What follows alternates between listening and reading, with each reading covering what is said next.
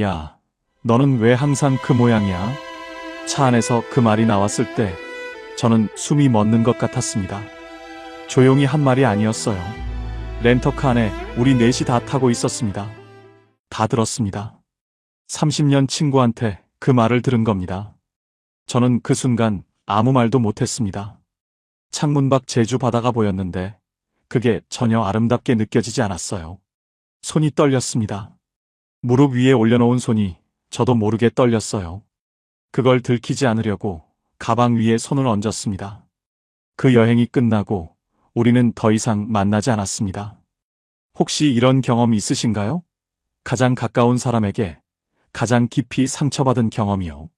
오래 알수록, 오래 믿을수록 그 말 한마디가 더 깊이 박힙니다. 오늘 이 이야기 끝까지 들어주세요. 스탠퍼드 대학교 심리학과 로라 카스텐슨 교수는 수십 년에 걸친 연구에서 이런 사실을 밝혔습니다. 나이가 들수록 사람들은 관계의 수를 줄이고 진짜 의미 있는 관계에만 집중한다고요.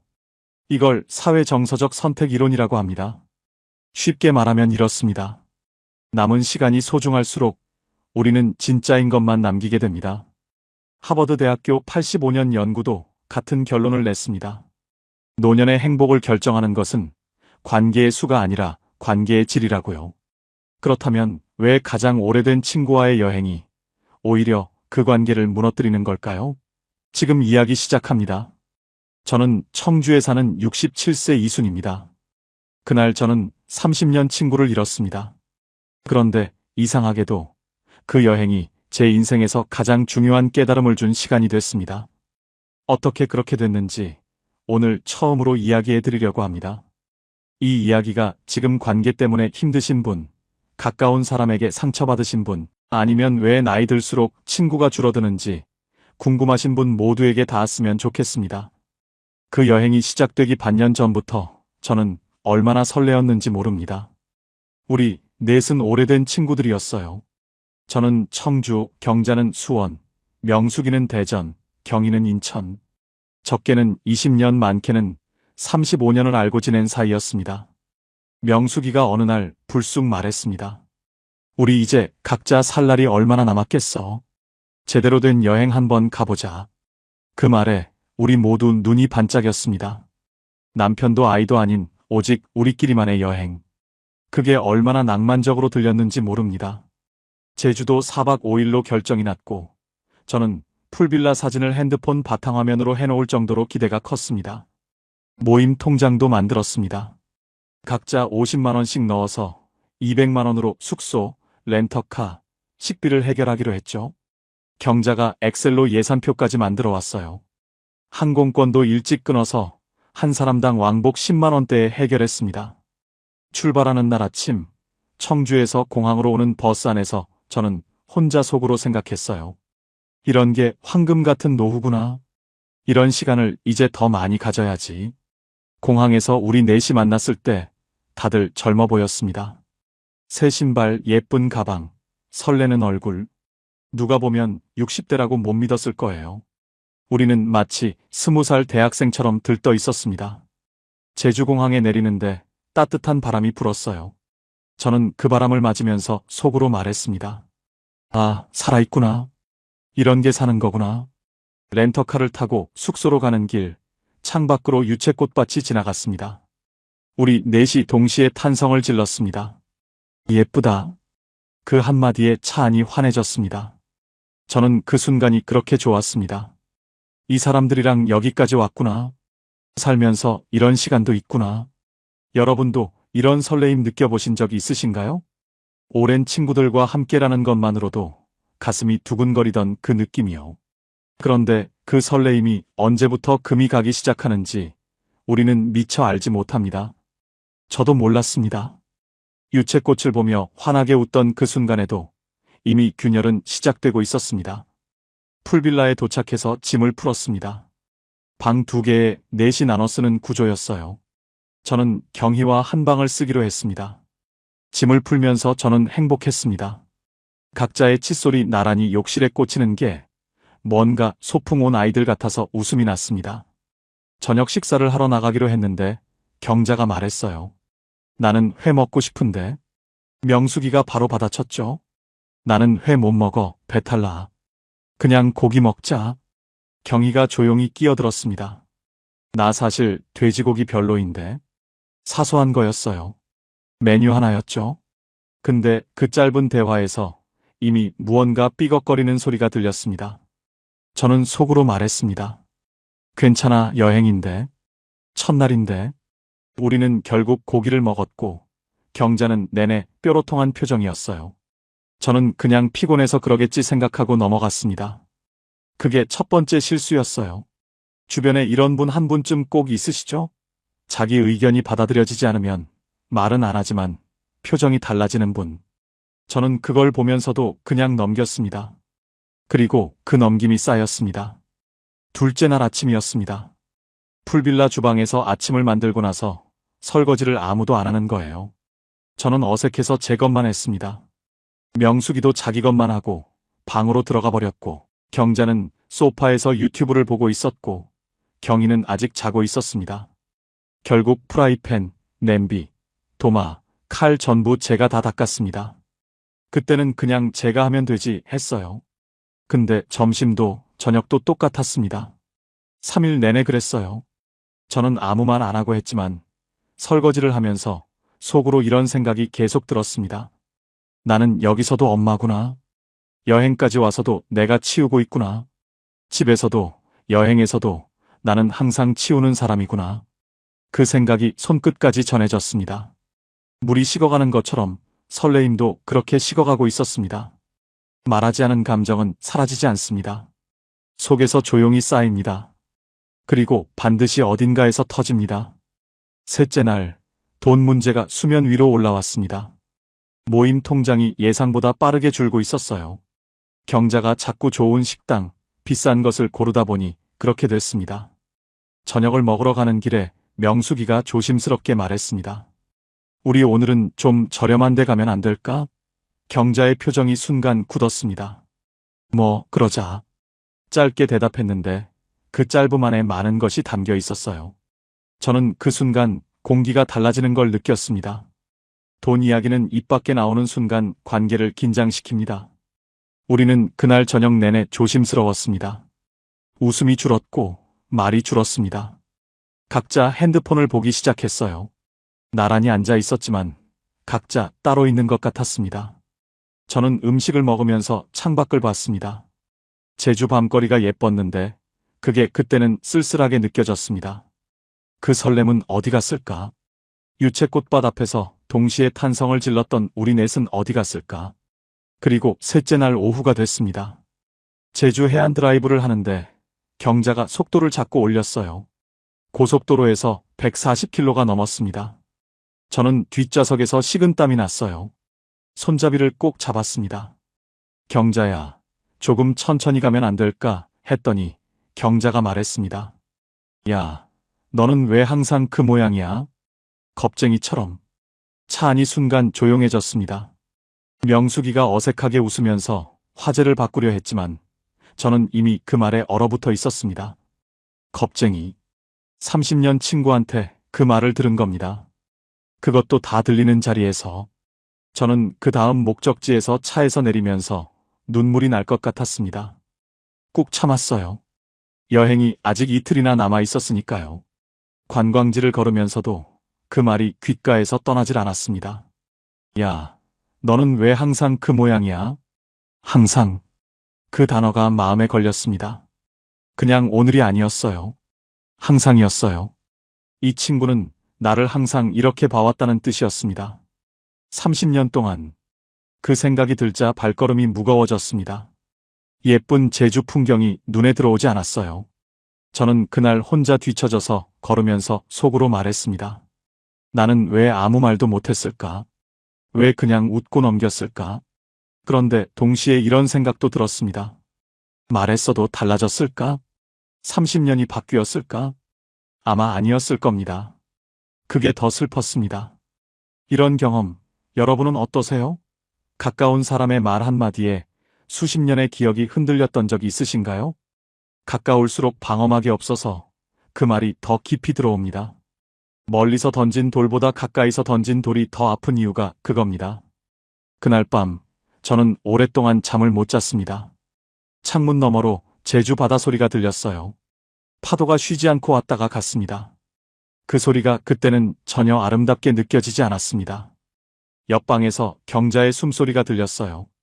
편하게 자고 있었습니다. 저는 그 숨소리를 들으면서 이런 생각이 들었습니다. 이 사람은 자기가 한 말을 기억이나 할까? 나는 이렇게 뜬 눈으로 누워 있는데 이 사람은 아무렇지도 않게 자고 있구나. 억울했습니다. 슬프기도 했고 억울하기도 했습니다. 나는 왜 여기 있는 걸까? 이 사람들이 나를 어떻게 생각하는 걸까? 30년을 알았는데 나는 그동안 이 사람 속에 있는 이걸 한 번도 본 적이 없는 건가? 그런 생각들이 물밀듯이 밀려왔어요. 눈물이 났습니다. 소리 없이 혼자 제주 바다 소리를 들으면서 울었어요. 이불을 끌어당겨서 얼굴을 묻었습니다. 소리가 새어나올까봐. 그 밤이 지금도 생생합니다. 그런데 그 눈물 속에서 한 가지가 선명해졌습니다. 나는 이 관계를 너무 오래, 너무 당연하게 여겼구나. 가깝다는 이유만으로 다 안다고 생각했구나. 그게 아니었습니다.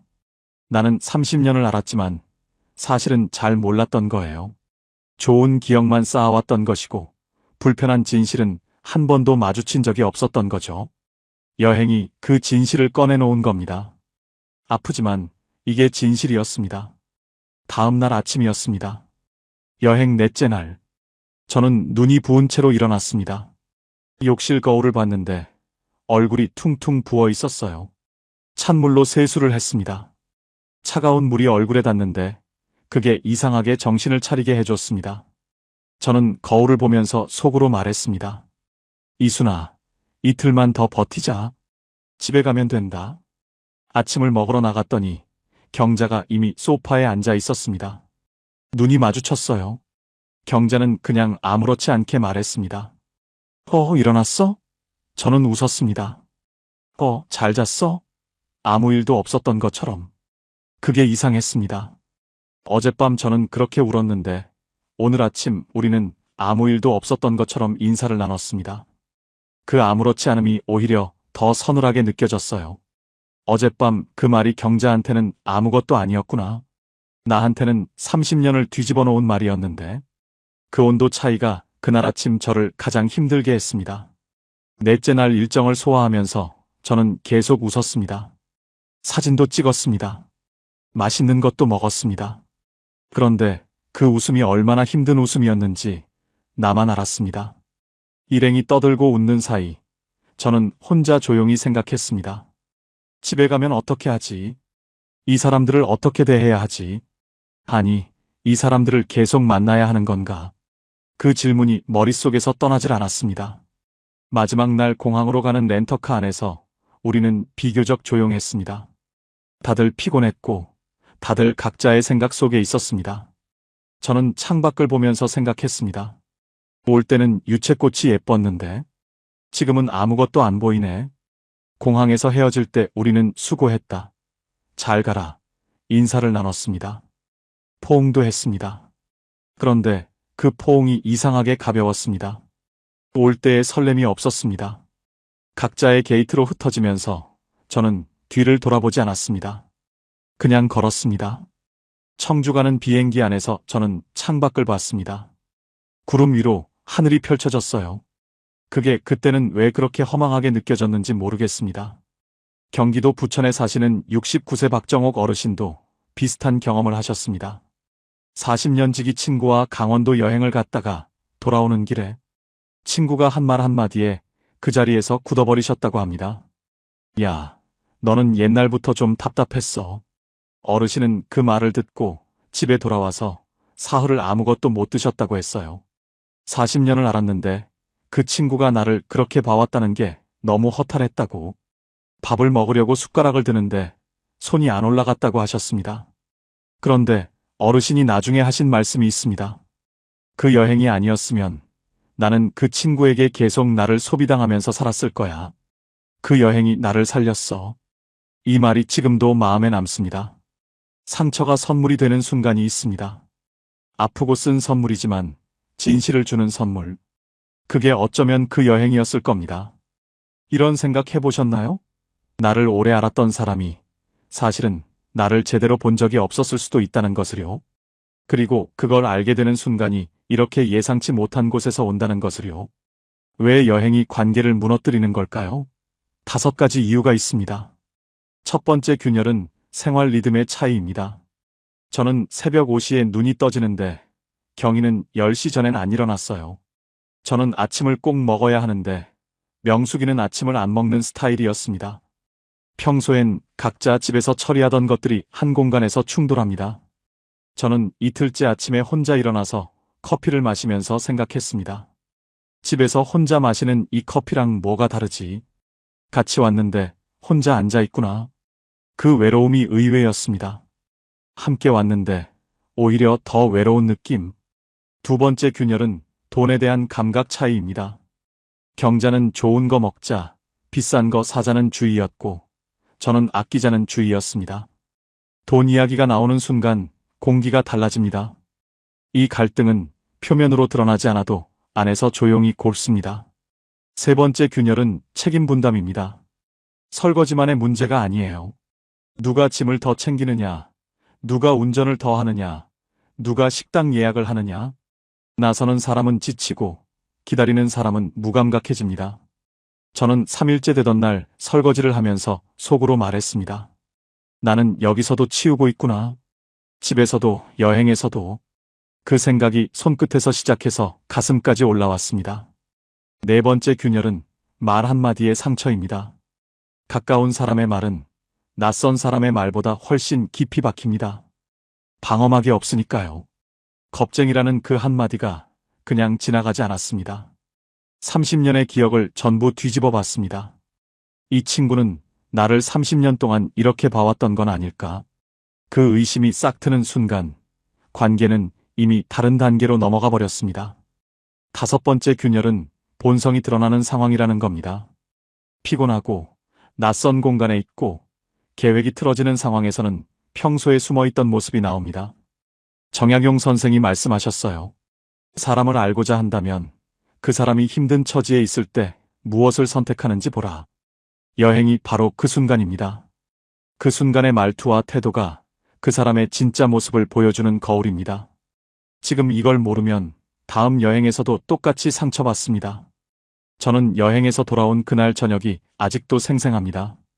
청주집에 들어서는데 현관 불을 켜는 순간 이상하게 눈물이 날 것 같았습니다. 왜 그랬을까요?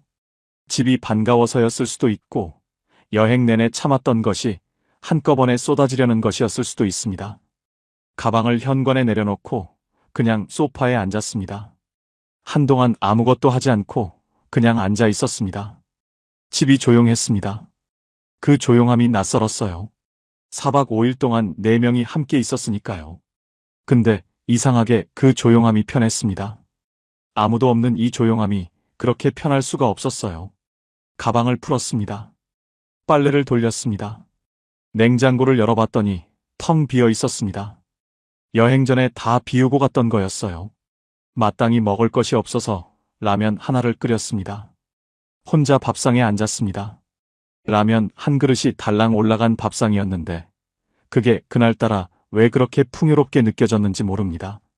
아무도 눈치 볼 필요 없고 내 속도대로 먹으면 되고 무슨 말을 해야 할지 고민할 필요도 없는 이 밥상. 저는 라면을 먹으면서 속으로 생각했습니다. 이게 편안함이구나.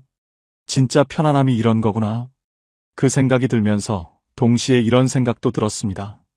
그러면 나는 그 여행 내내 한 번도 편안하지 않았구나. 4박 5일 동안 내내 긴장하고 있었구나. 그게 그제야 보였습니다. 라면을 다 먹고 설거지를 했습니다. 그릇 하나였습니다. 냄비 하나였습니다. 후다닥 닦고 나서 저는 웃었습니다. 혼자 피식 웃었어요.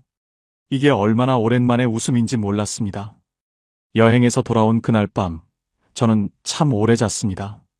꿈도 꾸지 않고요. 혹시 이런 이별 경험해 보신 적이 있으신가요?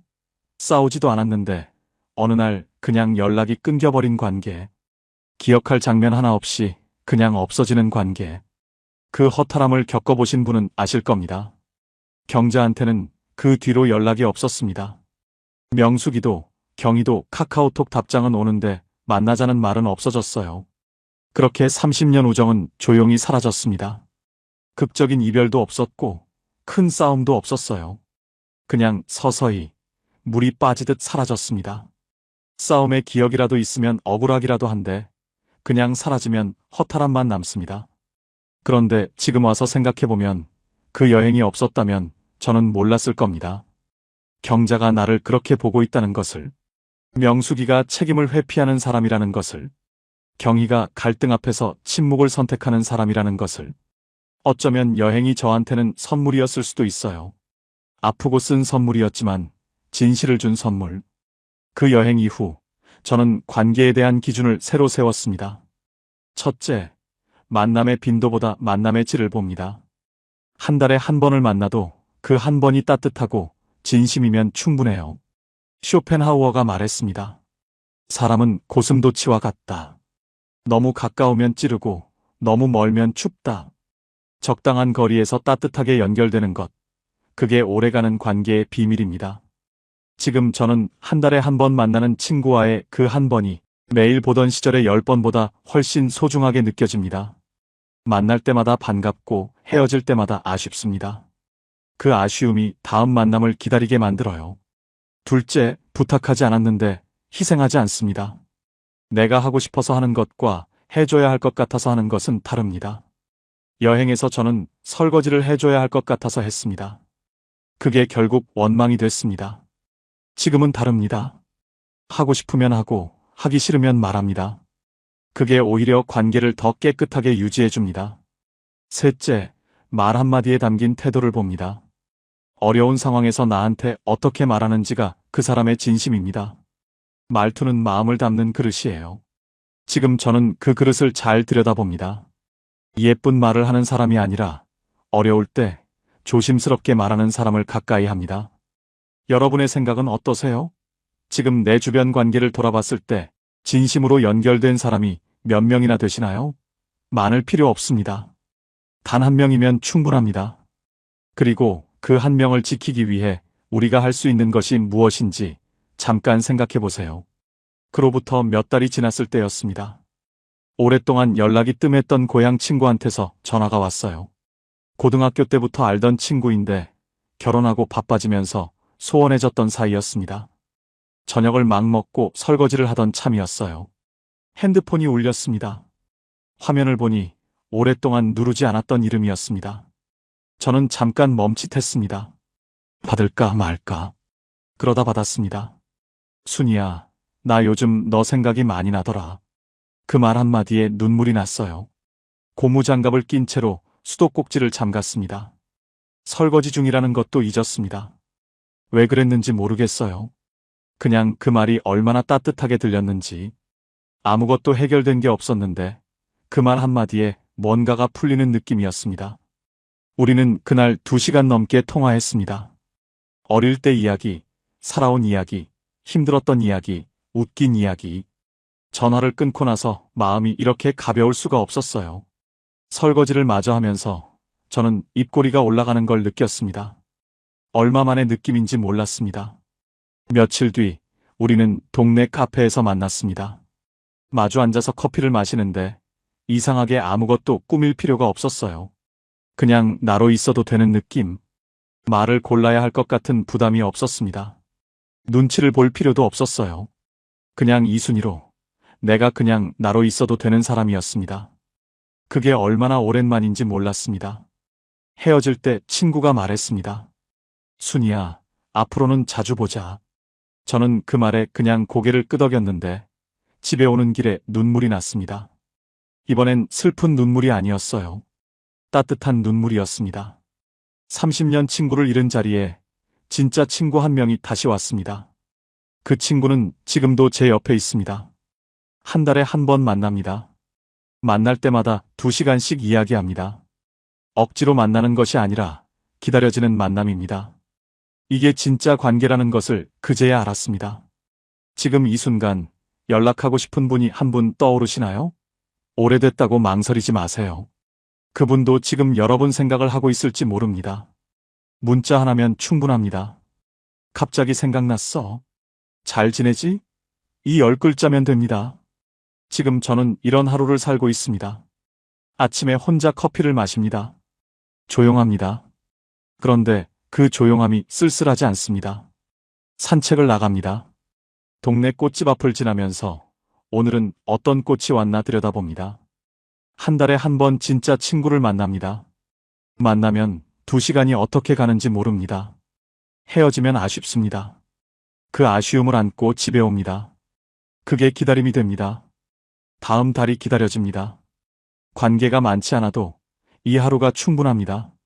아니, 이 하루가 예전 어떤 하루보다 풍요롭습니다. 스탠퍼드 카스텐슨 교수의 말이 맞았습니다. 남은 시간이 소중할수록 우리는 진짜인 것만 남기게 됩니다. 저는 지금 진짜인 것만 남은 하루를 살고 있습니다. 여기서 잠깐 오늘 영상을 보고 계신 여러분께 직접 말씀드리고 싶습니다.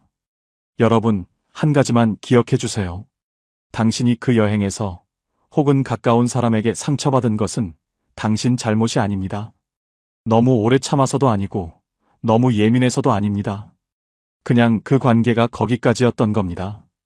그리고 거기까지인 관계가 끝난 자리에 반드시 진짜 관계가 옵니다. 제가 그랬습니다. 관계는 잃는 것이 아닙니다. 관계는 정리되는 겁니다. 더 진짜인 것만 남도록요. 나이 들수록 관계가 줄어드는 것이 두려우신가요? 그건 잃는 것이 아닙니다. 걸러지는 겁니다. 진짜만 남도록. 당신은 충분히 좋은 사람입니다. 그 사실을 잊지 마세요.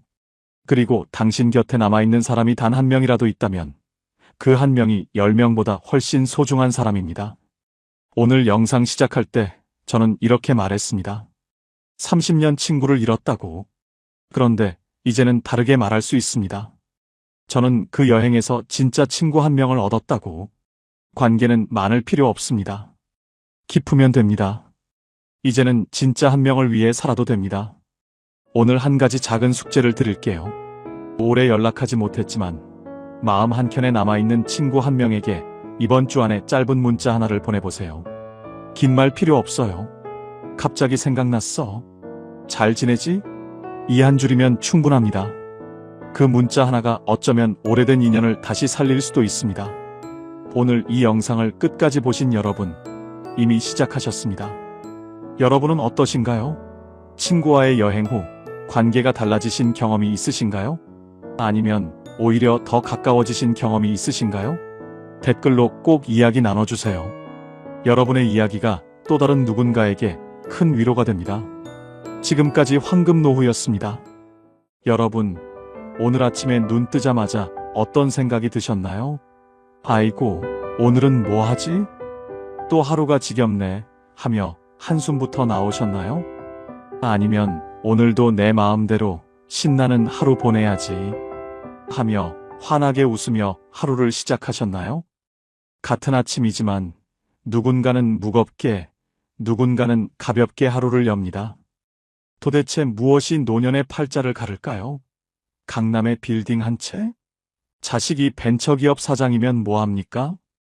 바쁘다고 1년에 한 번 얼굴 보기도 힘듭니다. 그건 허울 좋은 껍데기지요. 수백억 수천억 자산가여도 병원에 누워 아무것도 못하면 그게 무슨 소용입니까? 오늘 제가 드릴 말씀은 70, 80이 되어도 당당하게 매일을 소풍처럼 즐겁게 사는 진짜 상팔자들의 비밀 8가지를 알아보고자 합니다. 내 팔자는 왜 이래? 하시는 분은 오늘 이야기를 끝까지 들어보세요. 영상이 끝날 때쯤 인생의 해답을 얻으시고 여러분의 인생이 달라 보일 겁니다. 자, 팔자 좋은 사람의 8가지 비밀 시작하겠습니다. 첫 번째, 죽을 때까지 내 집에서 사는 사람입니다. 여러분, 이게 얼마나 큰 축복인지 아십니까? 제가 아는 분 중에 이런 분이 계셨습니다. 70대 후반의 김할머니라는 분인데요. 서울 변두리에 작은 빌라 한 채를 가지고 계셨어요. 평수로 치면 15평도 안 되는 정말 아담한 집이었죠. 엘리베이터도 없는 3층이었고 벽지는 오래돼서 살짝 누렇게 변해 있었습니다. 그런데 이 할머니를 볼 때마다 느끼는 게 있었어요. 이분은 항상 표정이 편안했습니다. 자식들이 요양병원 가시라고 몇 번이나 권유했대요. 어머니, 이제 혼자 계시기 힘드시잖아요. 우리가 좋은 데 알아볼게요. 그런데 할머니는 단호하게 거절하셨답니다. 아니다. 내가 죽더라도 이 집에서 죽을 거다. 이게 비록 작고 낡았어도 여기가 내 집이다. 왜 그랬을까요? 이유는 간단합니다. 내 집에 있으면 아침에 일어나서 화장실 갈 때 누구 눈치 안 봐도 됩니다. 밤 10시에 배고파서 라면 끓여 먹어도 미안하지 않습니다. TV 볼륨을 조금 크게 틀어도 친구가 갑자기 찾아와도 아무 문제가 없어요. 그런데 자식 집에 가면 어떻습니까? 며느리 눈치, 손주 눈치, 사위 눈치 숨 쉬는 것조차 조심스러워집니다. 요양병원은 또 어떻고요? 아무리 좋은 시설이라 해도 거긴 내 집이 아닙니다. 정해진 시간에 밥 먹고 정해진 시간에 자야 하고 내 마음대로 할 수 있는 게 하나도 없지요. 그래서 말씀드립니다. 내 집이라는 건 단순히 건물 한 채를 의미하는 게 아닙니다. 그건 자유입니다. 존엄입니다. 권력입니다. 아무리 작아도 아무리 낡아도 내 명의로 된 집 한 채가 있다는 것. 그곳에서 내가 하고 싶은 대로 살 수 있다는 것. 이게 바로 노년의 첫 번째 팔자입니다. 혹시 여러분 중에 자식한테 집을 넘겨주신 분 계십니까? 아니면 집을 팔아서 돈을 자식한테 주신 분? 그렇다면 한번 생각해 보세요. 지금 여러분은 어디에 살고 계십니까? 자식이 마련해준 집에 살고 계시다면 그게 과연 진짜 내 집일까요? 물론 효자 효녀들이야 부모님 모시는 걸 당연하게 여기겠지만 문제는 여러분의 마음입니다. 아무리 자식이 잘해줘도 내 명의가 아니면 마음 한구석이 늘 불편합니다. 내가 여기 있어도 되나 이런 생각이 자꾸 들거든요.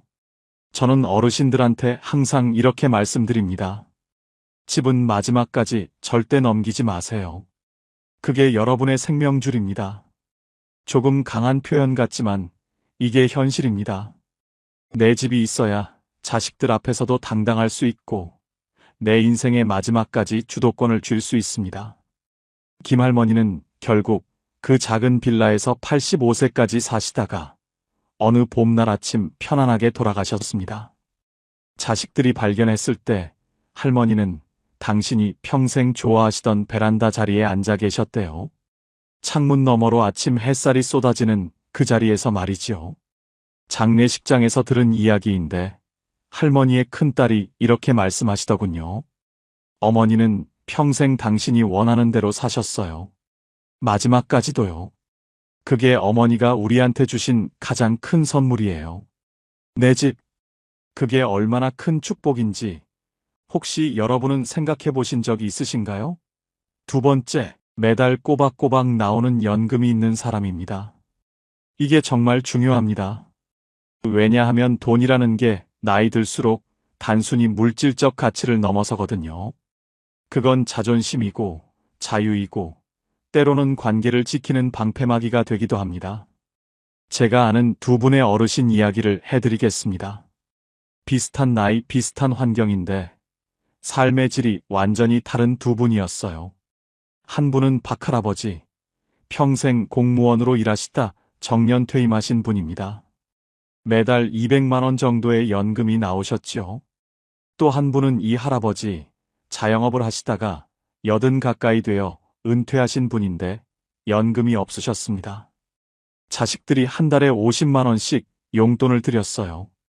겉으로 보기엔 박할아버지가 돈이 더 많으니까 당연히 더 여유롭겠지 생각하실 겁니다. 맞습니다. 그런데 여기엔 돈의 액수보다 더 중요한 차이가 있었어요. 바로 누구 이름으로 나오는 돈인가 하는 겁니다.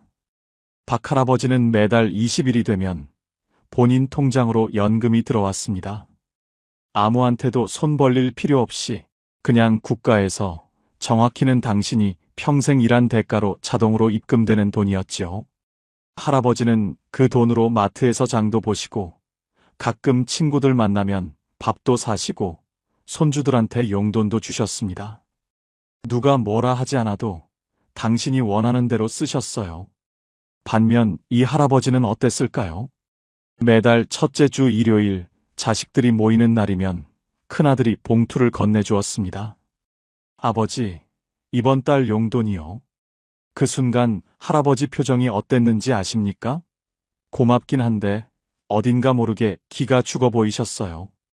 봉투를 받으면서 고맙다, 고맙다 연신 말씀하시는데 그 고마움 뒤에 미안함이 묻어 있었습니다.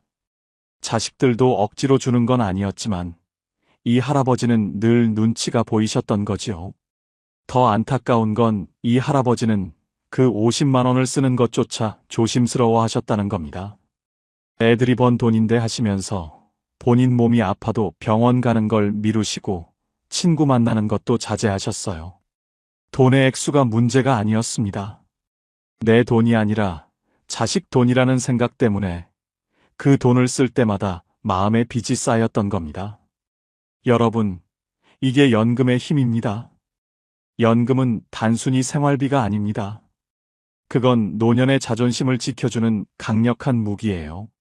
내 이름으로 나오는 돈이 있다는 것, 그래서 자식한테 손 안 벌려도 된다는 것, 이게 얼마나 큰 위안인지 모릅니다. 그래도 자식이 효자인데 뭐 어때요? 자식한테 받으면 되지. 이렇게 생각하실 수도 있습니다. 물론 그럴 수도 있지요. 하지만 말입니다. 아무리 효자라도 그 돈을 받을 때마다 부모 마음 한구석은 불편합니다. 사람이란 게 원래 그렇습니다. 베푸는 사람보다 받는 사람이 더 마음이 무겁거든요. 특히 나이 들면 자식한테 짐이 되고 싶지 않은 게 부모 마음 아니겠습니까? 그래서 제가 감히 말씀드립니다. 여러분이 지금 50대, 60대 초반이시라면 연금 준비를 꼭 하세요. 국민연금이든 개인연금이든 뭐든 상관없습니다. 중요한 건 매달 자동으로 나오는 돈을 만들어 놓는 겁니다. 그게 80대의 여러분을 지켜줄 겁니다. 그리고 이미 70대, 80대가 되신 분들, 혹시 지금 자식들한테 용돈 받고 계신가요? 그렇다면 자식들한테 너무 미안해하지 마세요. 여러분이 그 자식들 키우느라 얼마나 고생하셨습니까? 밤낮으로 일하고 끼니 걸으면서 학원비 댔고 아플 때도 참으면서 자식들 입혔고 먹였잖아요. 그러니 지금 받는 용돈은 빚을 받는 게 아니라 그저 당연한 되갚음일 뿐입니다. 하지만 그럼에도 불구하고 내 이름으로 나오는 돈이 있는 사람은 그렇지 않은 사람보다 마음이 훨씬 가볍습니다. 지갑이 두둑해야 마음도 두둑해지는 법이니까요. 세 번째, 혼자서도 기가 막히게 잘 노는 사람입니다. 혹시 여러분 주변에 이런 분 안 계십니까? 자식들은 멀리 살고 배우자도 없고 친구들도 이제 다들 몸이 불편해서 자주 못 만나는데 그런데도 이상하게 심심해하지 않고 매일 뭔가 재미있게 사는 사람 말이에요. 제가 동네에서 만난 최할머니가 딱 그랬습니다. 올해 76세이신데 혼자 사세요. 남편은 10년 전에 돌아가셨고 자식들은 하나는 미국, 하나는 부산에 살아서 1년에 명절 때나 볼까 말까 합니다. 그런데 이 할머니를 보면 외롭다는 느낌이 전혀 안 들어요. 오히려 늘 바빠 보이고 얼굴에 생기가 돌았어요.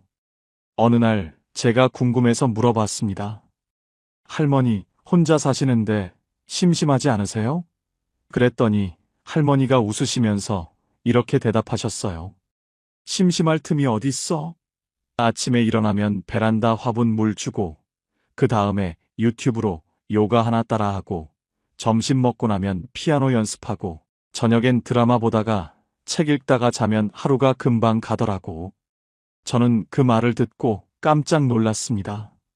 76세에 유튜브로 요가를 배우고 피아노를 독학으로 연습하신다니요.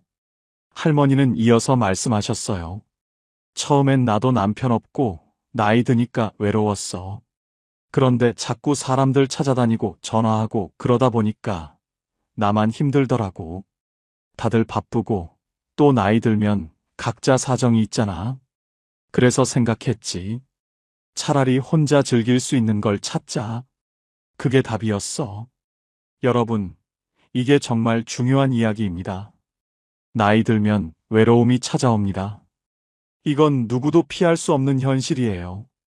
자식들은 자식들 인생이 있고, 친구들도 각자 사정이 있고, 배우자마저 먼저 가버리면 정말 혼자가 됩니다.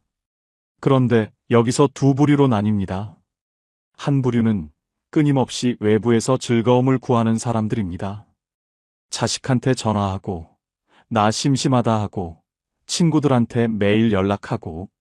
그런데 이게 문제가 뭐냐면, 상대방이 내 기대만큼 반응해주지 않으면 실망하고 서운해지거든요.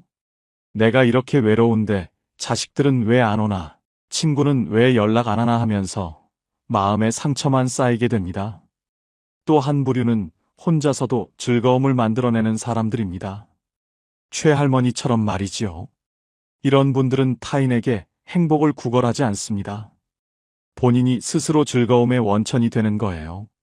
텃밭 가꾸기, 그림 그리기, 악기 배우기, 독서, 글쓰기, 유튜브 보기, 뭐든 상관없습니다.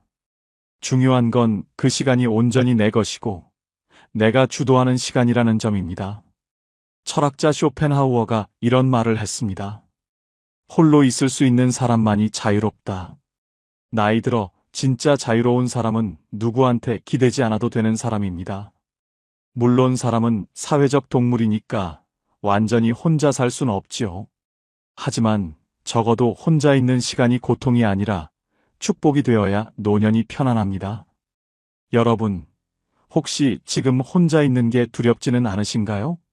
자식들이 안 오면 불안하고, 친구가 연락 안 하면 서운하고, TV만 켜놓고 하루 종일 멍하니 시간 보내고 계시진 않으신가요? 그렇다면 지금부터라도 찾아보세요. 내가 정말 좋아하는 게 뭔지, 시간 가는 줄 모르고 빠져드는 게 뭔지. 그게 바로 여러분의 노년을 지켜줄 무기가 될 겁니다. 혼자서도 기가 막히게 잘 노는 사람. 그런 사람은 외롭지 않습니다. 아니, 정확히 말하면 고독을 즐길 줄 압니다. 고독과 외로움은 다릅니다. 외로움은 고통이지만 고독은 선물이거든요. 네 번째, 돈 걱정 없이 두 다리 뻗고 잠드는 사람입니다. 여기서 오해하지 말아야 할 게 있습니다. 제가 말하는 건 수십억 자산가가 되라는 게 아니에요. 그저 분수에 맞게 쓸 돈이 준비되어 있으면 된다는 겁니다. 강 할아버지라는 분이 계셨습니다. 평생 중소기업에서 일하시다 은퇴하셨는데 재산이라고 해봐야 작은 아파트 한 채와 예금 몇 천만 원이 전부였어요. 자식들한테 물려줄 만한 큰 돈도 없고 해외여행 다닐 여유도 없었습니다. 하지만 이 할아버지는 늘 마음이 편안해 보이셨어요. 제가 어느 날 여쭤봤습니다. 할아버지, 노후 준비 잘하신 것 같아요. 그랬더니 할아버지가 이렇게 말씀하셨습니다. 잘하긴. 나 별로 가진 거 없어. 그냥 내일 먹을 쌀 걱정 안 하고, 아프면 병원 갈 돈 있고, 가끔 손주들 용돈 줄 수 있으면 그걸로 됐지 뭐. 욕심 안 내면 사는 게 별로 안 힘들더라고. 여러분, 이게 핵심입니다. 노후에 필요한 돈은 생각보다 많지 않습니다. 물론 병원비, 생활비, 여가비 이런 것들이 필요하긴 하지만 가장 중요한 건 마음의 안정이에요. 내일 당장 쌀이 떨어질까봐 조마조마하지 않고 갑자기 아파도 병원 갈 돈이 있다는 확신, 이게 노년의 평화를 만듭니다. 반대로 돈은 많은데 불안한 사람들도 있습니다. 제가 아는 한 할머니는 자식들한테 이미 재산을 다 물려주셨어요. 내가 죽으면 너희가 상속세 내느라 힘들까봐 하시면서 미리 증여하신 거지요. 그런데 문제가 뭐였는지 아십니까? 정작 본인 수중엔 돈이 별로 없게 된 겁니다. 자식들이 효자고 효녀니까 생활비는 대주지만 그래도 할머니는 늘 불안하셨어요. 내가 오래 살면 애들한테 짐이 되는 거 아닐까? 이런 걱정에 밤잠을 설치셨다고 합니다. 여기서 우리가 배울 교훈이 있습니다. 자식한테 재산을 물려주는 건 좋은데 본인 몫은 반드시 남겨놔야 한다는 겁니다. 죽는 날까지 본인이 쓸 돈은 본인이 직접 쥐고 있어야 해요. 그래야 자식들 앞에서도 당당하고 갑자기 목돈이 필요해도 누구한테 손 안 벌립니다. 돈이라는 건 이상합니다. 있으면 있는 대로 없으면 없는 대로 사는 게 인생인데 막상 노년이 되면 돈이 단순한 물질이 아니라 심리적 안전망이 되거든요. 통장에 찍힌 숫자가 많고 적음을 떠나서 나 지금 괜찮아. 당분간 걱정 없어. 이렇게 생각할 수 있느냐 없느냐가 삶의 질을 완전히 바꿔놓습니다. 그래서 말씀드립니다. 여러분이 지금 60대, 70대 초반이시라면 자식한테 미리 다 주지 마세요. 집도 그렇고 현금도 그렇고 최소한 본인이 90세, 100세까지 살 거 생각하고 넉넉하게 남겨두세요. 자식들이 아버지, 어머니, 증여하면 세금 절약돼요. 이렇게 말할 수도 있는데 절대 속지 마세요. 세금 아끼려다가 노년에 자존감 잃으면 그게 무슨 소용입니까? 강 할아버지는 지금도 그 작은 아파트에서 편안하게 사십니다. 자식들한테 물려준 건 없지만 자식들이 오히려 할아버지를 더 존중합니다. 왜냐하면 할아버지는 아직도 경제적으로 독립적이시거든요. 돈 달라고 안 하고 오히려 명절 때마다 용돈을 주시니까 자식들 입장에서도 부담 없고 편한 겁니다. 여러분, 돈 걱정 없이 두 다리 뻗고 잔다는 게 뭔지 아십니까? 밤에 누워서 내일 뭘 먹지? 병원비는 어떡하지? 자식한테 또 손 벌려야 하나? 이런 생각 안 하는 겁니다. 그냥 편안하게 눈 감고 오늘도 괜찮았어. 내일도 괜찮을 거야. 이렇게 생각하며 잠드는 겁니다. 5번째, 내 몸이 내 말을 잘 듣는 사람입니다. 이게 정말 중요합니다. 아무리 돈이 많아도, 아무리 자식이 잘나도 내 몸을 내가 제어할 수 없으면 행복하기 어렵습니다. 조 할아버지라는 분이 계셨어요. 젊었을 때 사업을 크게 하셔서 재산이 꽤 많으셨습니다. 서울에 아파트도 여러 채 있고 자식들도 다 잘 컸어요. 그런데 70대 중반에 중풍이 오셨습니다. 왼쪽 몸이 마비되면서 걷지도 못하고 말도 어눌해지셨어요. 자식들이 좋은 요양병원에 모시고 간병인도 붙여드렸지만 할아버지 표정은 늘 어두웠습니다. 어느 날 제가 병문안을 갔더니 할아버지가 눈물을 글썽이시면서 이렇게 말씀하시더군요. 말이 잘 안 나오셔서 한참을 애쓰셨는데 간신히 이렇게 말씀하셨습니다. 돈이 소용없더라. 화장실도 혼자 못 가는데 그 말을 듣고 저는 가슴이 먹먹했습니다. 평생 돈 벌느라 고생하시고 자식들 잘 키우시고 이제 편하게 사실 나이인데 정작 본인 몸을 본인이 컨트롤할 수 없으니 모든 게 무의미해진 겁니다. 반대로 윤 할머니는 어떠셨는지 말씀드리겠습니다. 올해 82세이신데 재산은 별로 없으세요. 작은 전셋집에서 혼자 사시는데 이 할머니는 매일 아침 30분씩 산책을 하십니다. 무릎도 좀 안 좋고 허리도 가끔 아프시지만 그래도 지팡이 짚고 천천히 동네 한 바퀴 도시는 겁니다. 그리고 집에 와서 혼자 밥 해 드시고 청소하시고 빨래하시고 모든 걸 혼자 하세요. 제가 물어봤습니다. 할머니, 힘드시지 않으세요? 할머니가 웃으시면서 말씀하셨어요. 힘들긴 한데 그래도 내 몸이 내 말을 들으니까 다행이지. 요새 내 또래들 보면 다들 누워 지내거나 휠체어 타고 다니는데 나는 비록 느려도 내 발로 걷잖아. 그게 얼마나 큰 행운인지 몰라. 여러분, 이게 노년의 진실입니다. 건강이 전부는 아니지만 건강 없이는 아무것도 의미가 없습니다. 아무리 좋은 집에 살아도 침대에서 못 일어나면 무슨 소용이고 아무리 맛있는 음식이 있어도 씹지 못하면 무슨 의미가 있겠습니까? 아무리 자식들이 효자라 해도 본인이 화장실도 혼자 못 가면 얼마나 서럽고 창피하겠습니까? 그래서 지금부터라도 여러분 몸을 아끼셔야 합니다. 젊었을 때는 몸이 튼튼해서 조금 무리해도 금방 회복되지만 나이 들면 한번 망가진 몸은 다시 돌이키기 힘듭니다. 무릎이 아프면 무리하지 말고 허리가 안 좋으면 쉬고, 당뇨가 있으면 음식 조절하고, 고혈압이 있으면 약 꼬박꼬박 챙겨 드시고, 나 이제 늙었는데 뭐 건강 관리를 해? 이렇게 포기하시는 분들이 계시는데 절대 그러지 마세요. 70대도 80대도 지금부터 관리하면 달라집니다. 물론 젊었을 때처럼 팔팔하게 되진 않겠지만 적어도 내가 하고 싶은 걸 내 몸으로 할 수 있는 상태는 유지할 수 있습니다. 윤 할머니는 82세에도 본인이 먹고 싶은 반찬을 직접 만들어 드시고 청소하시고 빨래하시고 산책도 하십니다. 물론 예전처럼 빠르게 못 하시고 중간중간 쉬면서 하시지만 그래도 본인이 직접 하신다는 게 중요합니다. 그게 자존감을 지켜줍니다. 나 아직 쓸모 있어. 아직 할 수 있어.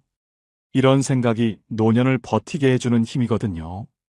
내 몸이 내 말을 잘 듣는 사람. 비록 여기저기 쑤시고 아파도 그래도 내가 원하는 대로 움직일 수 있다면 그것만으로도 엄청난 축복입니다.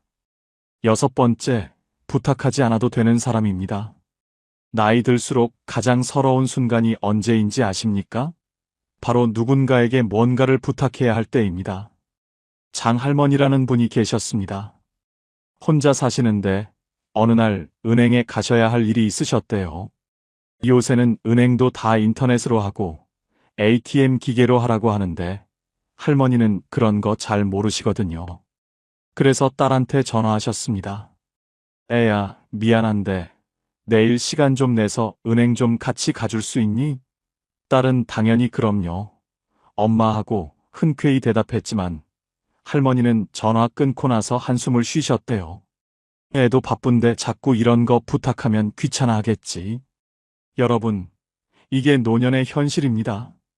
나이 들면 혼자 하기 어려운 일들이 생깁니다. 스마트폰 사용법도 어렵고, 인터넷 뱅킹도 어렵고, 관공서 서류 작성하는 것도 복잡하고, 그럴 때마다 자식이나 지인에게 부탁해야 하는데, 그게 입이 안 떨어지는 겁니다. 자존심도 상하고, 미안하기도 하고, 또 거절당할까봐 두렵기도 하고. 그런데 말입니다. 어떤 분들은 부탁을 거의 안 합니다. 왜냐하면 미리미리 준비를 해놨거든요. 예를 들어 요즘 시대에 맞춰서 스마트폰 사용법을 조금씩이라도 배워놓은 분들, 인터넷 뱅킹을 천천히라도 혼자 할 수 있는 분들, 혹은 동사무소 가서 서류 작성할 때 직원한테 물어보면서라도 혼자 처리할 수 있는 분들, 이런 분들은 자식들한테 연락하는 빈도가 훨씬 적습니다. 나이 들었는데 무슨 스마트폰을 배워 하시는 분들 계시는데 천만의 말씀입니다. 지금이라도 배우세요. 완벽하게 못해도 됩니다. 그냥 기본적인 것만이라도 하시면 됩니다. 전화 걸기, 문자 보내기, 사진 찍기, 유튜브 보기, 은행 앱에서 잔액 확인하기. 이 정도만 하셔도 자식한테 부탁할 일이 절반으로 줍니다. 그리고 또 하나 중요한 게 있습니다. 병원 갈 때예요. 나이 들면 병원 갈 일이 많아지는데 그때마다 자식한테 병원 같이 가자 하면 자식들도 부담스럽습니다. 물론 큰 수술이나 중요한 진료는 당연히 함께 가야겠지만 단순히 약 타러 가거나 정기검진 받으러 갈 때는 혼자 가실 수 있으면 좋습니다. 택시 타고 병원 가서 진료받고 약 타고 다시 집에 오는 거. 이게 가능하면 자식들도 훨씬 마음 편하고 본인도 당당합니다. 물론 모든 걸 혼자 다 하라는 게 아닙니다. 도움이 정말 필요할 땐 당연히 부탁하셔야지요. 하지만 부탁을 최소화할 수 있는 능력, 그게 노년의 자존감을 지켜줍니다. 나 아직 혼자 할 수 있어. 아직 쓸모 있어. 이런 생각이 우리를 젊게 만들거든요. 부탁하지 않아도 되는 사람. 누군가에게 고맙지만 미안하지 않은 노후. 이게 6번째 팔자입니다. 7번째, 오늘 하루를 이유 없이 만족하는 사람입니다. 이게 사실 가장 어려우면서도 가장 중요한 팔자일지도 모릅니다. 여러분, 혹시 요즘 이런 생각하시진 않으신가요? 오늘 뭐 특별한 일도 없었는데 그냥 평범하게 밥 먹고 TV 보고 그렇게 하루가 갔네 그러면서 왠지 허전하고 공허한 느낌. 뭔가 의미 있는 일을 해야 할 것 같은데 막상 하루를 돌아보면 별로 한 게 없는 것 같고 이런 마음 말입니다. 그런데 정할아버지는 다르셨습니다. 올해 78세이신데 이분은 특별한 취미도 없고 큰 계획도 없으세요. 그냥 아침에 일어나서 세수하고 아침 먹고 동네 한 바퀴 걷고 점심 먹고 낮잠 자고 저녁 먹고 TV 보다가 책 조금 읽고 주무세요. 매일 똑같은 일상입니다. 제가 물어봤습니다. 할아버지, 매일 똑같은데 심심하지 않으세요? 할아버지가 웃으시면서 이렇게 대답하셨어요. 심심하긴. 근데 있잖아. 나 이 나이까지 살면서 깨달은 게 하나 있어. 특별한 일이 없다는 게 얼마나 큰 행운인지. 아프지 않고, 배고프지 않고, 추위에 떨지 않고, 그냥 평범하게 하루를 보낼 수 있다는 게 사실은 기적이더라고. 여러분, 이게 정말 중요한 깨달음입니다. 우리는 평생을 뭔가 특별한 것을 추구하며 살아왔습니다. 더 좋은 직장, 더 큰 집, 더 많은 돈, 자식들의 성공. 늘 무언가를 향해 달려왔죠. 그런데 나이 들면 이제 더 이상 추구할 게 별로 없어집니다. 직장도 은퇴했고, 집도 정해졌고, 자식들도 다 컸고, 그러니까 갑자기 허전해지는 겁니다. 이제 뭘 하며 살지? 하지만 정할아버지는 다른 관점을 가지고 계셨습니다.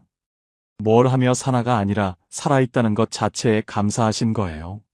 아침에 눈 떠서 따뜻한 물로 세수할 수 있고, 밥을 씹어 먹을 수 있고, 동네를 걸을 수 있고, 햇볕을 쬐을 수 있고, 밤에 편안하게 잠들 수 있는 것. 이게 다 특별한 일이라고 생각하신 겁니다. 조선시대 학자 정양용 선생이 이런 말씀을 하셨습니다. 평범한 하루가 쌓여 비범한 인생이 된다. 매일 특별한 일이 있어야 행복한 게 아니라 평범한 하루를 감사히 받아들일 수 있는 마음이 진짜 행복이라는 뜻이겠지요. 그래서 말씀드립니다. 여러분, 오늘 하루 특별한 일 없으셨나요? 그럼 그게 오히려 감사한 일입니다. 큰 사고 없었고, 큰 병 걸리지 않았고, 자식들한테 나쁜 소식 없었고, 그냥 조용히 하루가 지나갔다면 그게 바로 축복입니다. 기대가 크지 않으니까 실망도 적고, 욕심이 적으니까 마음이 가볍고, 그렇게 살다 보면 늙을수록 더 편안해집니다. 과거에 그때 내가 이렇게 했으면 저 사람은 좋겠다. 나는 왜 이 모양인가 이런 생각들 이제 내려놓으세요. 그런 생각들이 우리를 늙게 만듭니다. 비교하고 후회하고 부러워하는 그 순간 우리는 지금 이 순간을 놓치게 됩니다. 그리고 지금 이 순간이 사실은 가장 소중한 건데 말이죠. 오늘 하루를 이유 없이 만족하는 사람. 특별한 이벤트 없어도 따뜻한 밥 한 끼, 햇볕 드는 오후, 조용한 밤이면 오늘도 괜찮다고 말할 수 있는 사람입니다. 마지막 8번째, 정리할 줄 아는 사람입니다. 이건 좀 냉정하게 들릴 수도 있는데 사실은 매우 중요한 이야기입니다. 홍 할머니라는 분이 계셨습니다. 이분은 평생 친구 관계를 매우 소중히 여기신 분이었어요. 젊었을 때부터 친구들과 자주 만나고 연락하고 모임도 열심히 참석하셨죠. 그런데 70대 중반이 되면서 할머니는 점점 피곤해지기 시작하셨습니다.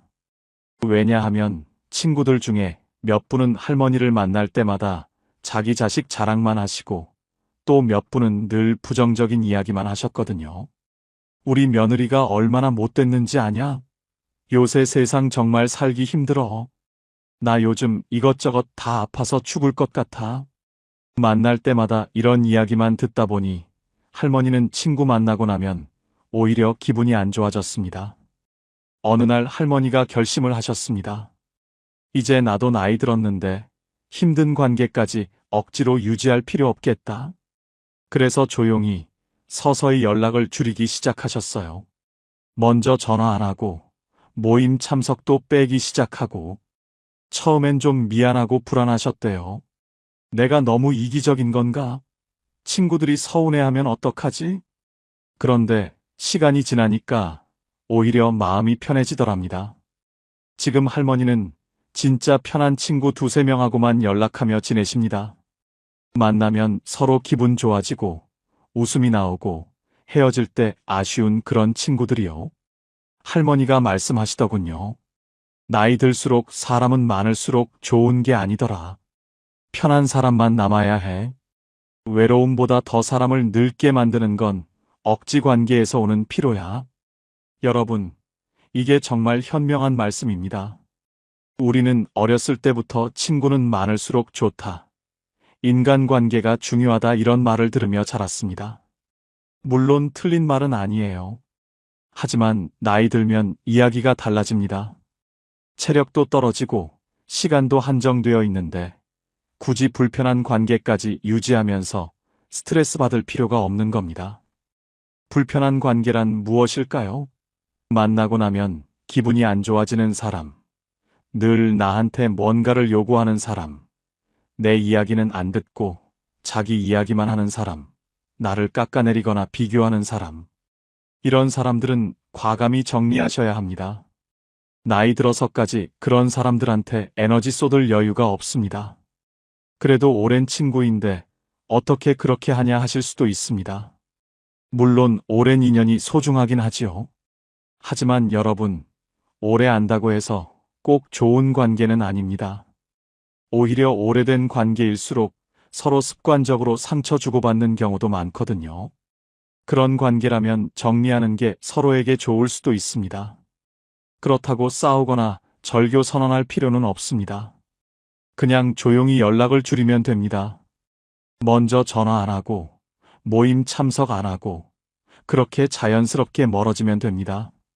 처음엔 미안하고 불안할 수 있는데, 조금 지나면, 아, 이게 편하구나 하는 걸 느끼실 겁니다. 그리고 중요한 건, 사람을 정리한다고 해서 외로워지는 게 아니라는 겁니다. 오히려 정리하고 나면, 진짜 소중한 사람들이 보입니다. 만나면 편하고, 웃음이 나오고, 서로 힘이 되는 그런 사람들 말이지요. 그런 사람 한두 명만 있어도 노년은 외롭지 않습니다. 연락이 줄어도 불안하지 않은 사람, 혼자여도 초조하지 않은 사람, 불편한 관계는 조용히 내려놓을 줄 아는 사람. 이런 사람은 이미 팔자를 다 타고난 사람입니다. 자, 여러분. 지금까지 나이 들어 세상에서 가장 팔자 좋은 사람의 8가지 특징에 대해 말씀드렸습니다. 다시 한번 정리해 볼까요? 첫째, 죽을 때까지 내 집에서 사는 사람. 둘째, 매달 꼬박꼬박 나오는 연금이 있는 사람. 셋째, 혼자서도 기가 막히게 잘 노는 사람.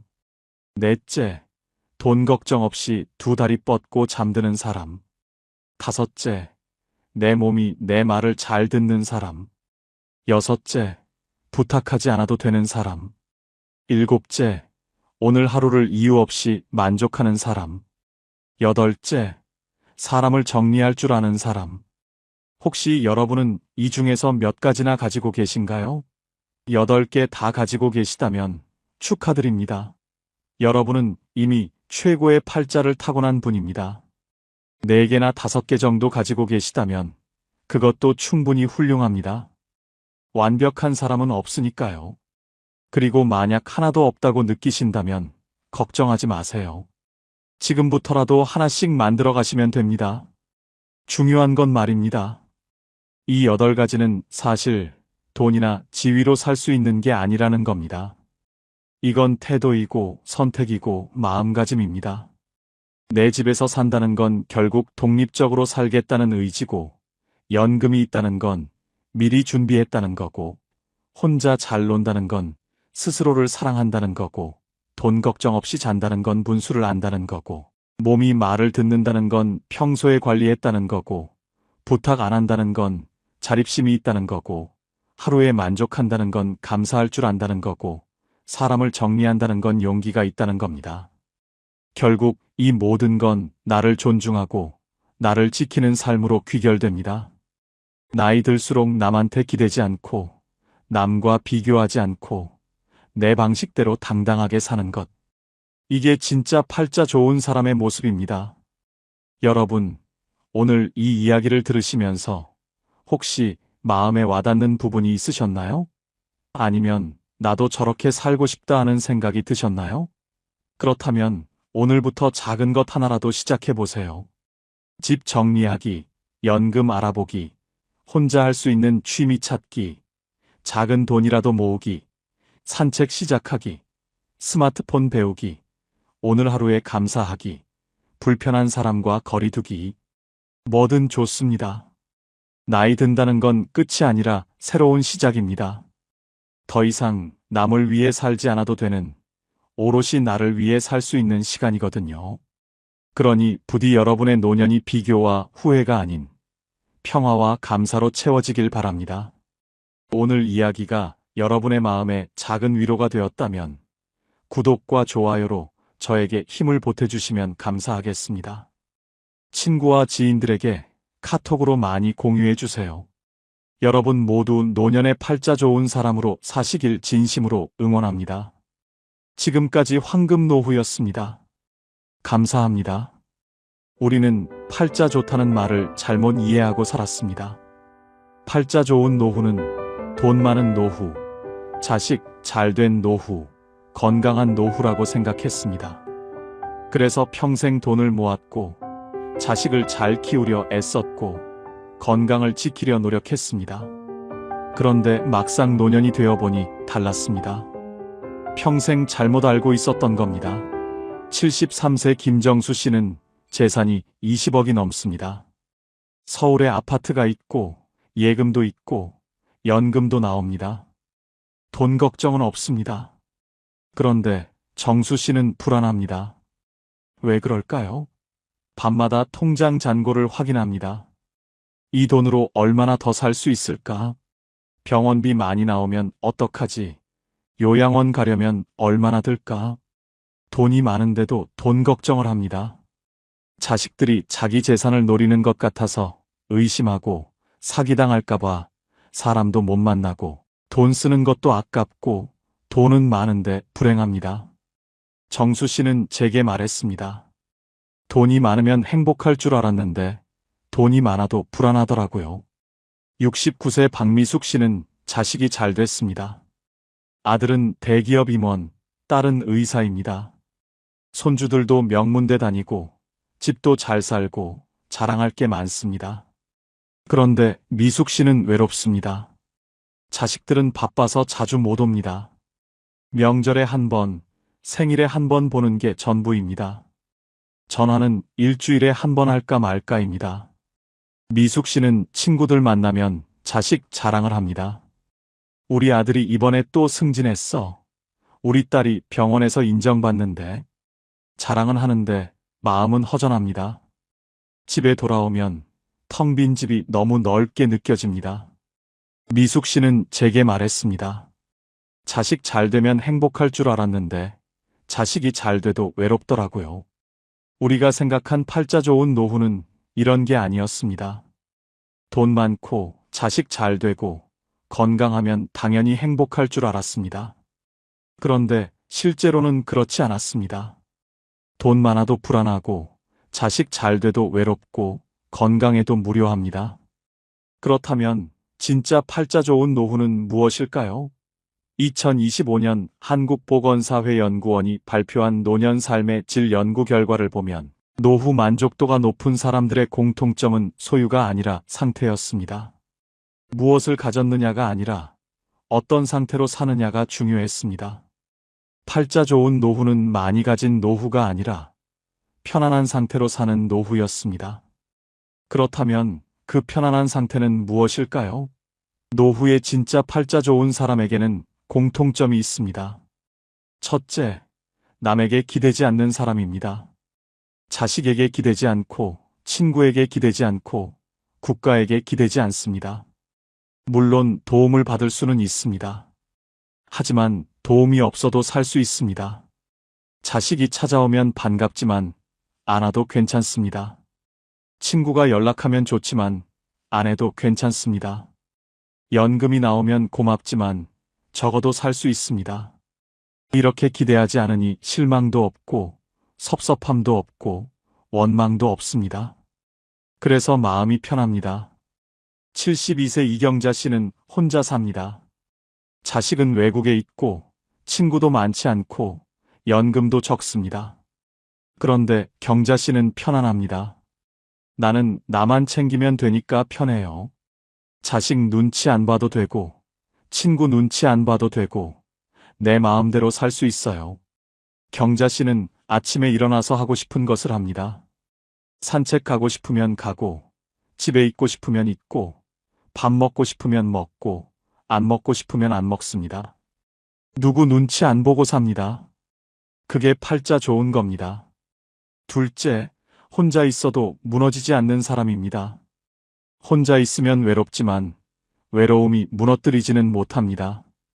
혼자 밥 먹어도 밥맛이 나고 혼자 TV 봐도 재미있고 혼자 산책해도 기분이 좋습니다.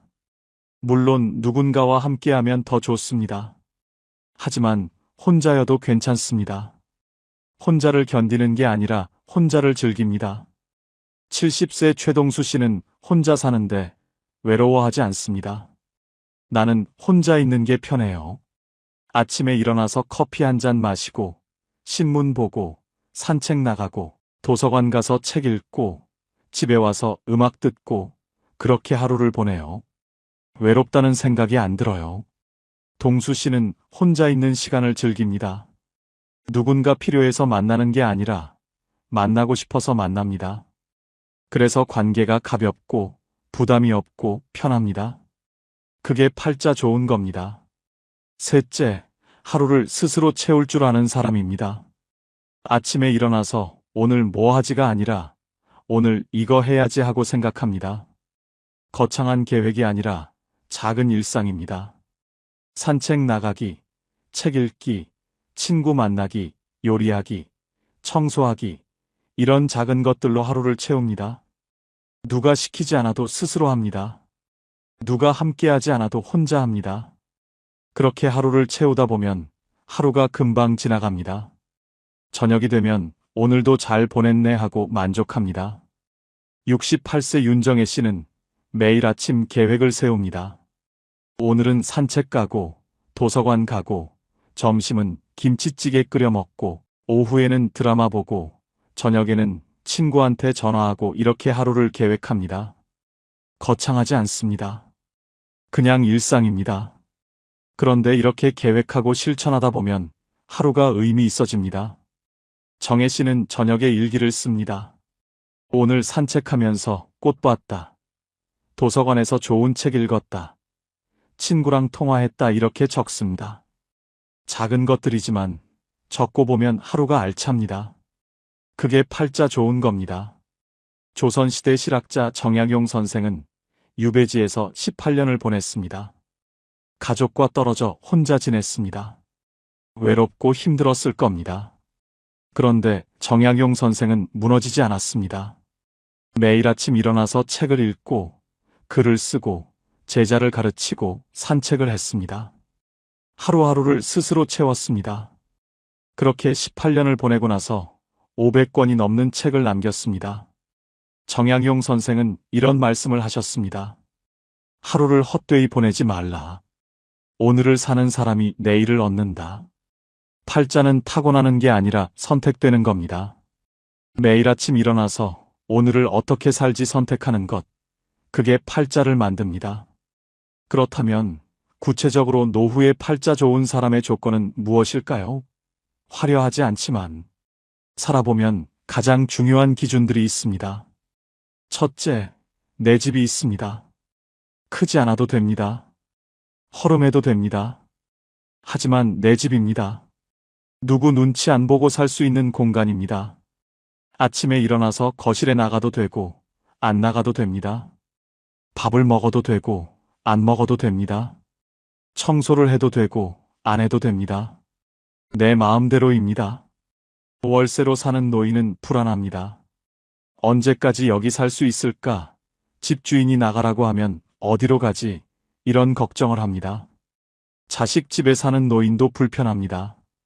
거실에 나가려다가 며느리 눈치 보고, 냉장고 열려다가 사위 눈치 보고 방에만 있습니다. 하지만 내 집이 있으면 자유롭습니다. 그게 팔자 좋은 겁니다.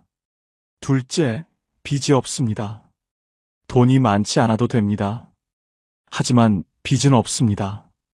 갚아야 할 돈이 없으니 마음이 편합니다. 매달 이자 걱정 안 해도 되고, 독촉 전화 받을 일도 없고, 밤에 편하게 잠을 잡니다. 빚이 있는 노인은 잠을 못 잡니다. 밤마다 계산기를 두드립니다. 이자가 얼마지, 원금은 언제 갚지, 죽기 전에 갚을 수 있을까? 걱정이 끝이 없습니다. 하지만 빚이 없으면 편합니다. 적게 살아도 내 것이니까 편합니다. 그게 팔자 좋은 겁니다. 셋째, 고정 수입이 있습니다. 크지 않아도 됩니다. 하지만 매달 일정하게 들어옵니다. 연금이든 임대 수입이든 이자 수입이든 뭐든 매달 들어오는 돈이 있습니다. 이 돈으로 관리비 내고 밥 사 먹고 병원 가고 그렇게 살 수 있습니다. 고정 수입이 없는 노인은 불안합니다. 이번 달은 어떻게 살지? 다음 달은 어떻게 하지? 걱정이 끝이 없습니다. 하지만 고정 수입이 있으면 편합니다. 적어도 계획을 세울 수 있습니다. 그게 팔자 좋은 겁니다. 넷째, 몸이 아직 내 말을 듣습니다. 건강하지 않아도 됩니다. 여기저기 아픈 데가 있어도 됩니다. 하지만 내가 움직이고 싶으면 움직일 수 있습니다. 화장실 혼자 갈 수 있고, 밥 혼자 먹을 수 있고, 옷 혼자 입을 수 있습니다. 완전히 건강하지 않아도 기본적인 것은 혼자 할 수 있습니다. 누워있는 노인은 불행합니다. 화장실 가려면 누군가 도와줘야 하고, 밥 먹으려면 떠먹여줘야 하고, 옷 입으려면 입혀줘야 합니다. 자존심이 상합니다. 하지만 혼자 움직일 수 있으면 자유롭습니다. 그게 팔자 좋은 겁니다. 다섯째, 교통이 편합니다. 집 근처에 버스 정류장이 있고, 지하철역이 있고, 마트가 있고, 병원이 있습니다. 걸어서 갈 수 있는 거리에 다 있습니다. 외진 곳에 사는 노인은 불편합니다. 장 보러 가려면 택시 타야 하고, 병원 가려면 자식 차 얻어 타야 하고, 나갈 때마다 눈치 봅니다. 하지만 교통이 편하면 자유롭습니다. 버스 타고 어디든 갈 수 있습니다. 그게 팔자 좋은 겁니다. 여섯째, 혼자 밥을 먹을 수 있습니다. 누군가 차려주지 않아도 됩니다. 혼자 라면 끓여 먹고, 밥 해 먹고, 김치 꺼내 먹습니다. 맛있지 않아도 됩니다.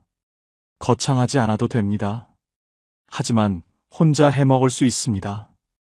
혼자 못 해 먹는 노인은 의존적입니다. 누군가 해줘야 밥을 먹습니다. 자식이 안 오면 굶고 도우미가 안 오면 굶습니다. 하지만 혼자 해 먹을 수 있으면 자유롭습니다. 그게 팔자 좋은 겁니다. 일곱째, 내일 할 일이 있습니다. 거창한 일이 아닙니다. 내일 도서관 가야지, 내일 친구 만나야지, 내일 청소해야지, 이런 작은 일입니다. 하지만 내일 할 일이 있으니 내일이 기다려집니다. 할 일 없는 노인은 무료합니다. 내일도 그냥 집에 있겠지. 내일도 TV만 보겠지. 내일이 안 기다려집니다. 하지만 할 일이 있으면 내일이 기다려집니다. 그게 팔자 좋은 겁니다. 여덟째, 통장에 비상금이 있습니다. 많지 않아도 됩니다. 1,000만 원 정도면 됩니다. 갑자기 돈 쓸 일이 생겨도 당황하지 않습니다. 이가 아파서 치과 가야 하면 가고, 안경이 망가져서 새로 맞춰야 하면 맞추고, 보일러가 고장나서 고쳐야 하면 고칩니다. 비상금 없는 노인은 불안합니다. 갑자기 돈 쓸 일이 생기면 자식한테 손 벌려야 합니다. 하지만 비상금이 있으면 편합니다. 그게 팔자 좋은 겁니다. 아홉째, 마음 편한 사람이 한 명 있습니다. 자식이든 친구든 이웃이든 한 명이면 됩니다. 힘들 때 전화할 수 있는 사람, 아플 때 부를 수 있는 사람, 외로울 때 만날 수 있는 사람이 한 명 있습니다. 많을 필요 없습니다. 한 명이면 됩니다. 아무도 없는 노인은 외롭습니다. 힘들어도 혼자 견디고, 아파도 혼자 버티고, 외로워도 혼자 있습니다. 하지만 한 명이라도 있으면 든든합니다. 그게 팔자 좋은 겁니다. 열째, 하루를 후회 없이 마칩니다. 저녁에 잠자리에 들 때 오늘 잘 보냈네 하고 생각합니다. 후회가 없습니다. 오늘 그 사람한테 그렇게 말할 걸, 오늘 그거 할 걸, 이런 후회가 없습니다. 오늘 할 일을 했고, 오늘 만날 사람을 만났고, 오늘 하루를 살았습니다. 그래서 편하게 잠듭니다. 후회 많은 노인은 잠을 못 잡니다.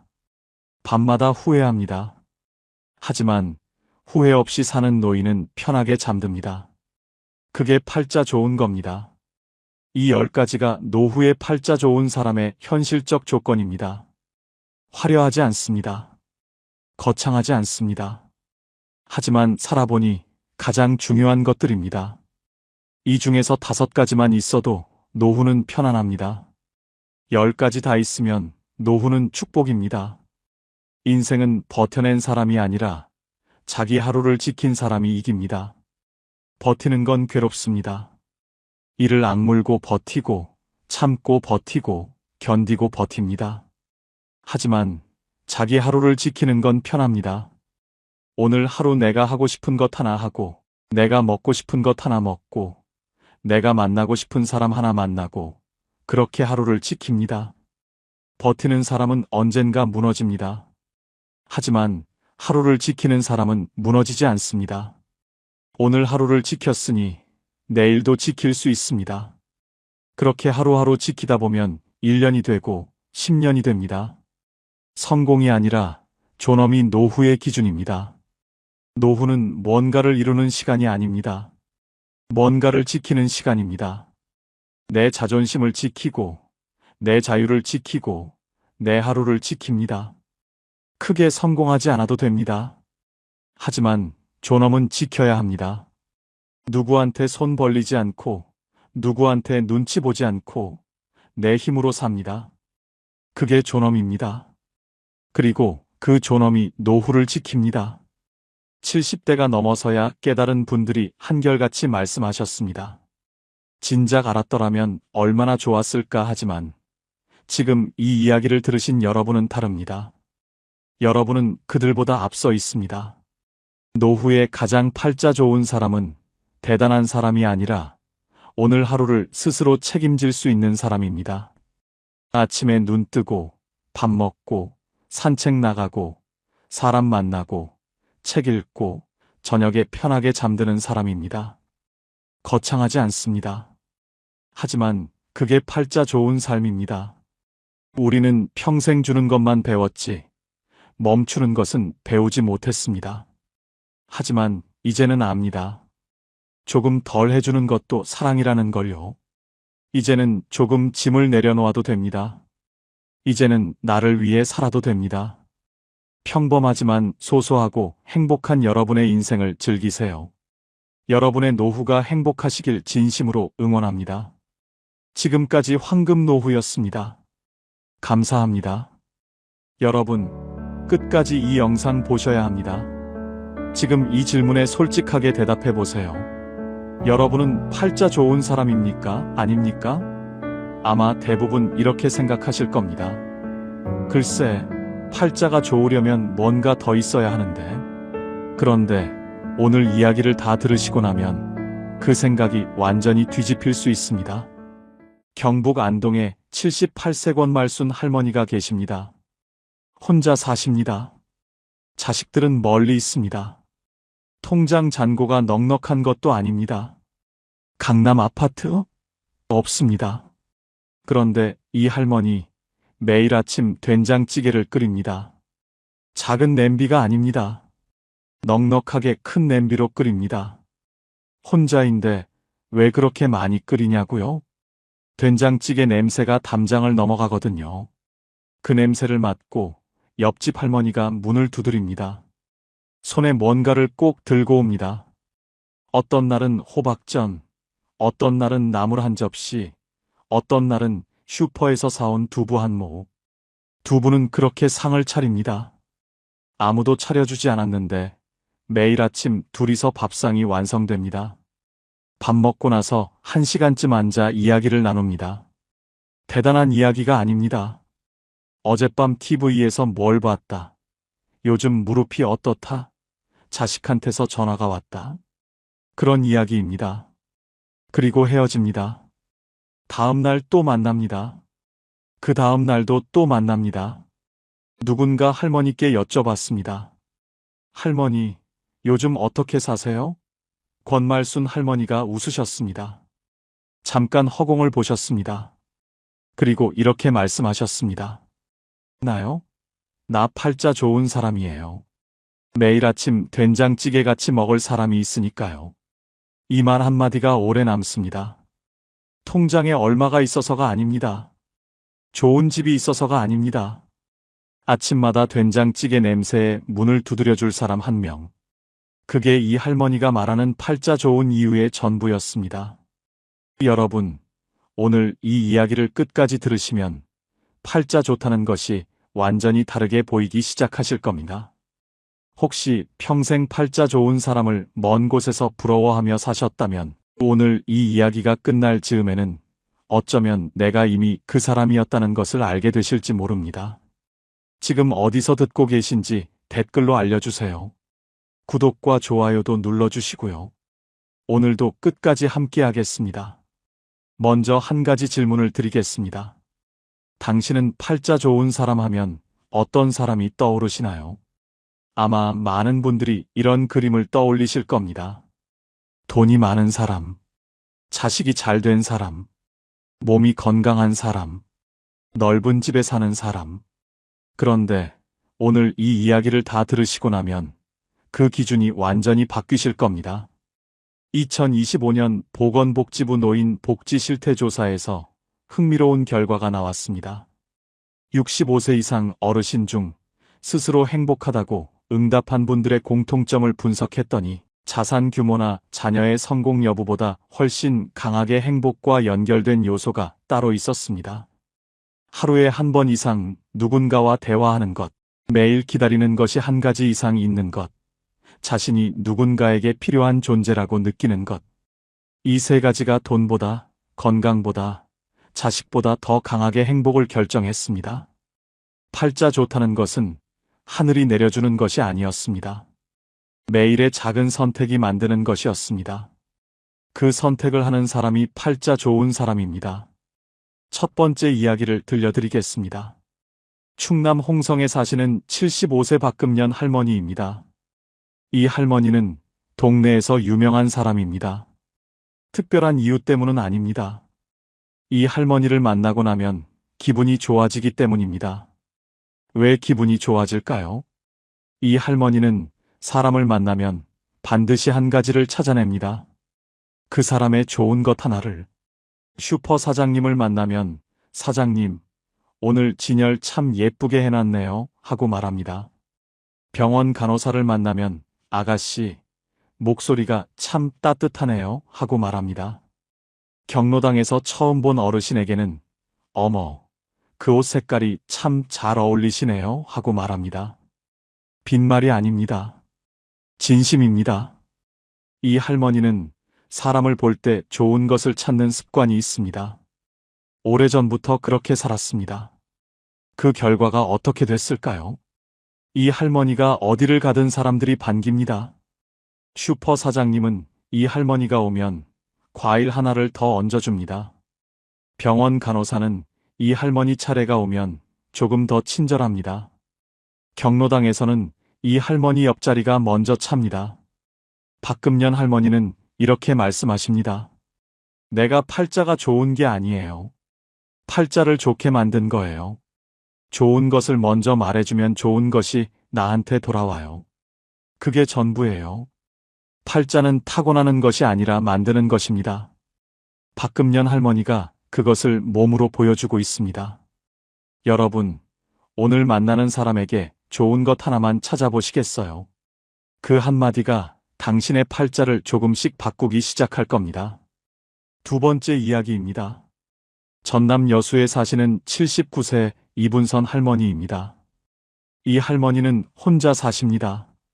자식은 서울에 있고 남편은 7년 전에 먼저 떠났습니다. 주변에서 보면 딱한 상황이에요. 그런데 이 할머니를 직접 만나면 생각이 바뀝니다. 이 할머니의 하루를 한번 따라가 보겠습니다.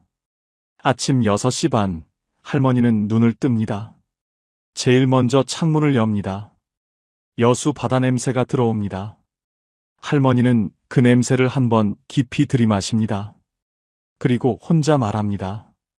오늘도 왔네. 바다 냄새를 맡는 그 30초가 하루의 시작입니다. 아침을 먹고 나면 마당에 나가 화단을 들여다봅니다. 무슨 꽃이 폈나, 어제보다 얼마나 자랐나. 그 관찰이 10분을 채웁니다. 오전에는 동네 어르신 돌봄센터에서 하는 손뜨개 모임에 나갑니다. 일주일에 2번입니다. 거기서 만든 목도리를 복지관에 기부합니다. 오후에는 좋아하는 라디오를 틀어놓고 집안일을 합니다. 저녁을 먹고 나면 서울에 있는 딸에게 문자를 보냅니다. 길지 않습니다. 오늘 여수 석양이 참 예뻤어. 너도 좋은 하루였으면 좋겠다. 딸은 그 문자를 받고 항상 이렇게 답합니다. 엄마, 오늘도 수고했어. 사랑해.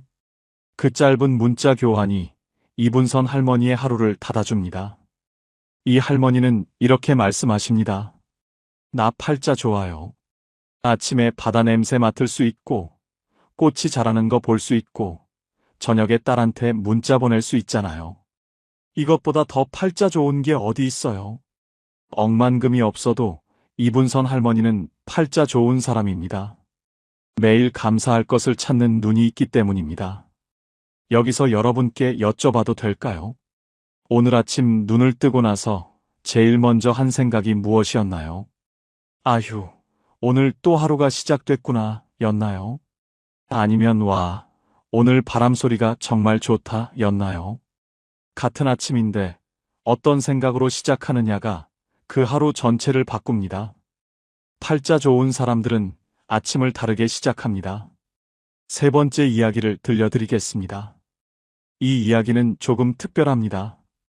팔자 나쁘다고 스스로 생각했던 분이 팔자 좋은 사람이 된 이야기입니다. 경기도 평택에 사시는 72세 오말숙 할머니입니다. 이 할머니는 3년 전까지만 해도 스스로를 팔자 기구한 사람이라고 생각했습니다. 이유가 있었습니다. 남편은 사업 실패로 일찍 세상을 떴고 자식 둘은 각자 살기 바빠 자주 오지 못하고 몸은 무릎이 아프고 혈압도 높았습니다. 작은 임대 아파트에 혼자 살았습니다. 주변 친구들이 손주 봐준다고 자식 집에 가 있고 남편과 여행 다닌다는 이야기를 들을 때마다 속이 쓰렸습니다. 나는 왜 이렇게 살까? 나는 왜 이 모양일까? 그 생각이 하루에도 몇 번씩 들었습니다. 그러다 3년 전 어느 날 복지관에서 하는 인생 글쓰기 수업에 나가게 됐습니다. 특별한 기대는 없었습니다. 그냥 집에 있기 심심해서 나갔습니다. 첫 수업에서 선생님이 이런 주제를 주었습니다. 내가 살면서 가장 잘한 일 하나를 써보세요. 오말숙 할머니는 한참을 생각했습니다.